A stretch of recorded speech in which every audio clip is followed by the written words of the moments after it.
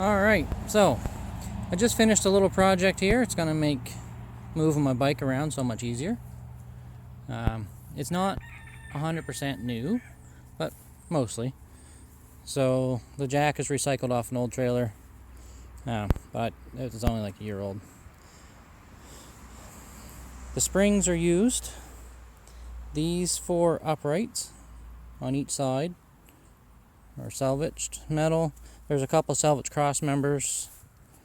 All the uprights here are salvaged. Everything else is new. So it's 51 inches wide, 8 feet long. Cost for the build was around $1,200.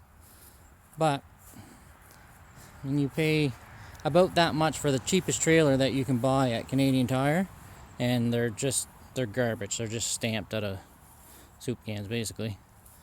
So the top rail is 1 3/4 by 3/16. The main frame itself is 2x2 by 1/8 wall.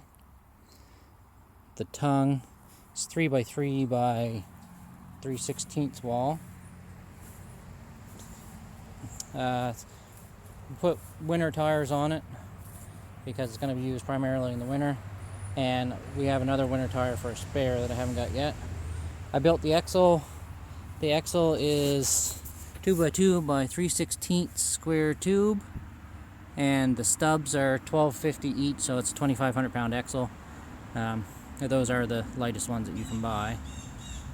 Let's see, they fit in the round 1.5 inch stub hub. Doesn't fit perfectly tight. You got to put a little shim in, but it's not that hard. It's all wired up. We used a single sheet of 1/8 expanded metal. So what we have on the go here is 4 feet up, 51 long. Actually, I think that might have been 50, just the way it worked out. And the side pieces, all the fenders are off another old trailer too. Find the splice is right here. So after you cut the piece off for the tailgate, you take what's left and you split it into 4 pieces, and then you take those 4 pieces and you weld them together. As you can see from here, it's pretty hard to tell. You can go look. It's right here is the splice. Just spot weld on both sides. Every single point that touches the frame is welded here and on the top.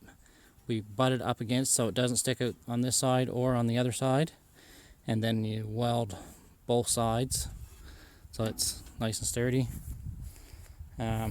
This piece of metal here I bought at the junkyard. Just didn't have enough to do the front.